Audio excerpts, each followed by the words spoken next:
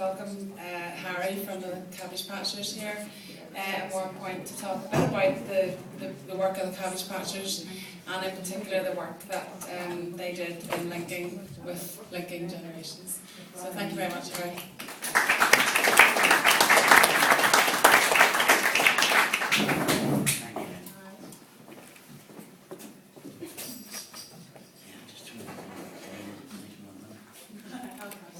Good morning, everybody.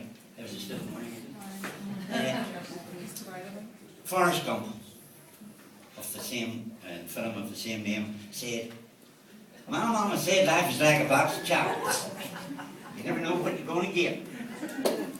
And in some respects, the life of the Cabbage Patchers, well, up until now anyway, has had a few Forrest Gump type occurrences of their own. You know the ones I mean where the not knowing what you're going to get, ends up being a powerfully uplifting and rewarding experience. Well, the Cabbage Patcher charity is, for a growing number of people, just such an experience. The Cabbage Patchers was germinated, if you like, out of a local social need in my hometown of Lgni, with no community centre in a town with almost 800 or 8,000 inhabitants. Local teenagers would congregate in the local alleyways and laneways of the town. There was one such alleyway right at the side of my home. So more often than not, drinking and drugs, fights and hooligan behaviour and noise, lots and lots of noise, was what resulted from what we could only figure out was their simmering frustration and their energy-infused boredom. With no experience whatsoever or involvement in any type of community activity, my wife Imelda and I thought that something should be done to help these young people. Now I feel I have to say from the outset that along the way we have been joined by some amazing and interesting people. In some cases, people who in normal circumstances we wouldn't have crossed paths with. But now, thankfully, they are people we hold in the highest regard. And the amazing thing about this is, with the exceptions of only one or two of these people, they all came from within our community. We didn't have to go too far to find them, so it brought us to the realisation, and it should bring everybody here to the realisation as well, that their equivalent or opposite number, they're in every community. The possibilities are there in every community to do tremendous things. Anyway, the net result of this collective thinking of ours, there's going to be a few random photos just of our good times and bad times and all the rest of it will be coming up. Anyway, the net result of this collective thinking of ours was the creation of the Cabbage Patchers, a community-led project. Initially it was open to senior citizens and teenagers to get them together, but we soon found out that we could offer so much more to our community if we opened up our facilities to anyone of any age and from any background. The Cabbage Patchers' aims were and are to develop and promote opportunities for people to learn new skills, both practical and life enhancing. By providing intergenerational programs that share knowledge, experience and community friendship among different groups who would never normally meet or interact with each other. Some of these programs include hands-on learning programs to help people young and old to work together, growing vegetables and flowers, organically and economically. And classroom format education programs for groups of all ages to teach the benefits of good nutrition and a healthy lifestyle. Practical programs that promote work experience opportunities to the unemployed and volunteers. Specialist programs for people with physical disabilities, mental health issues, or vulnerable young people at risk feel that they can participate in Cabbage Patcher activities as full and equal members. And finally, programmes that provide a helpful and nurturing environment to support young people in completing their community hours. Together, these programmes seek to build trust, understanding and respect throughout the community and help to reduce fear and relieve alienation between the generations. This has resulted in projects such as our Tidy Up Tuesdays. And this particular project enables volunteers and young people from the Youth Justice Agency who have community service orders to work together to maintain the gardens of people who either through age, injury or ill health are no longer capable of looking after their own gardens adjoining their own properties. These young people's participation has led to the Youth Justice Agency commending our project, citing us as one of their most innovative service providers, currently helping to reintegrate young people back into the community. And we've been accused of some pretty out there ideas, and even more of that innovation stuff by the Lgni's own Lynn Johnson.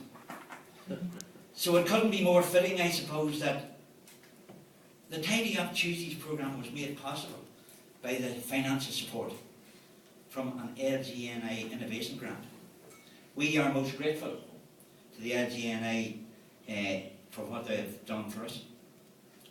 It is much appreciated by the Cabbage Patchers, not least because this has been the most successful programme for both our members and our community. Senior citizens in our community enjoy more pleasant surroundings, feel safer in their homes, and enjoy a much more agreeable interaction with our youth. The lead we have taken in finding simple solutions to our community's various concerns has resulted in other local groups focusing on the environmental aspect of our work by themselves organising beach clean-ups and proposing to carry out facelifts to the lanes and alleyways of the town. Something that I'm looking forward to very much. Simple steps involving more and more people in the community and promising very encouraging results. Lgni's influence and support has indeed stirred the imagination of the people of our community, and we are delighted to be able to witness a resurgence of what may have become to some a flagging civic pride. And of course, we look forward to Tidy Up Tuesdays continuing to be an integral part of our future programmes. Now, as like Forrest Gump, you find that life is full of ups and downs. Gump's secret was having the right attitude to deal with the challenges thrown at him. And as gardeners and growers know only too well, the weather can be their biggest challenge. The Cabbage Patchers have it first hand, and not altogether a pleasant experience of adverse weather conditions over this past recent years. We lost our outdoor growing polytunnel when it literally blew away in one of the recent big storms. And although I was not present to witness the spectacle myself, I'm reliably informed by the night watchman of Warren Point Port, whose donated land we operate from, that it disappeared into the night sky like a giant jelly bean. So that was unfortunate. An exceptionally high tide caused flooding from nearby Carlingford Loch, which resulted in us losing our indoor education and planting facility. You'd probably see it as they're flipping through. We do, however, have a vision that one day, and we are making continuous efforts to ensure that that one day will be sooner rather than later, we will be able to create our own Cabbage Patcher Centre, where we can have all our facilities and programmes on offer to our community from one site. These positive outcomes will come about by adopting the by now traditional Cabbage Patchers approach. And that approach is, you sit down together, maybe have a cup of tea, have a laugh and a bit of crack, and then set out to achieve your solutions together as a community. The Cabbage Patchers charity is here this morning to pay a tribute to the work of Lincoln Generations in Northern Ireland. We, as recipients of their help and support, recognise the value and importance of the role that this organisation has played in communities across Northern Ireland. We hope that sufficient funds are found to allow them to continue with their work. And whilst in tribute-paying mode, it would be very remiss of me not to pay a tribute to our own people, to the people that I referred to earlier, who have worked and continue to work tirelessly to achieve and maintain the high standards and level of commitment that all at the Cabbage Patchers charity benefit from and enjoy. Our patrons, Sir William and Lady Catherine Hall, in endorsing our work, sends out a clear signal to the wider community that we are more than capable of punching above our weight when it comes to playing our part in promoting a more tolerant and respectful coexistence for all in our community. We have no doubt whatsoever that our model could be replicated in your community, if, of course, that is what you wish.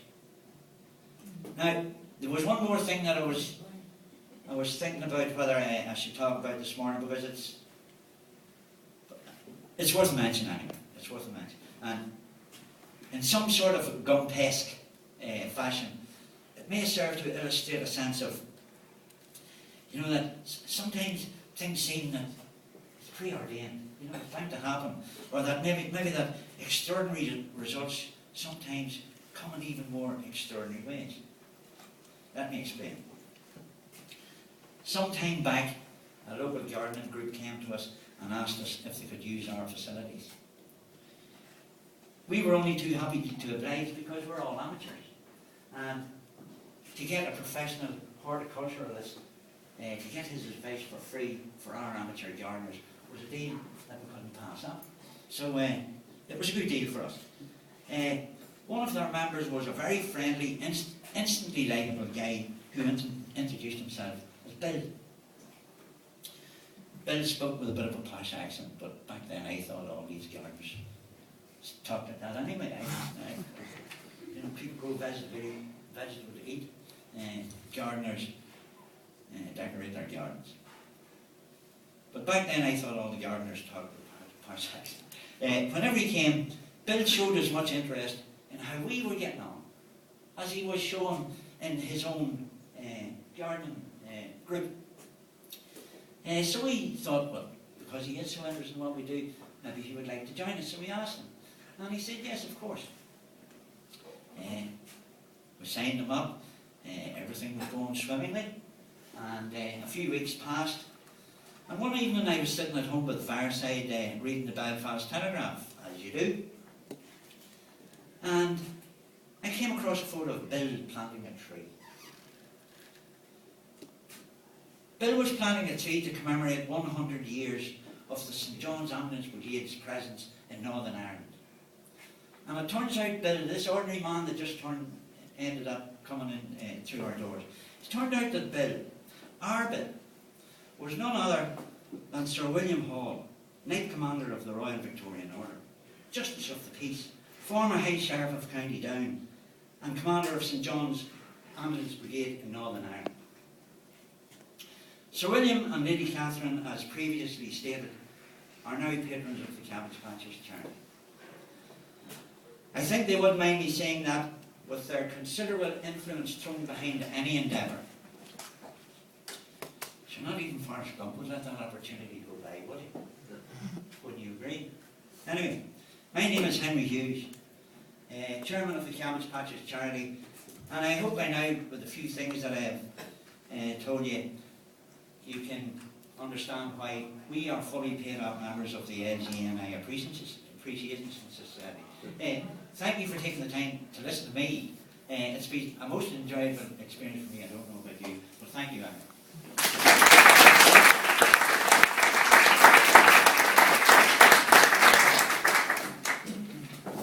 Thank you so much.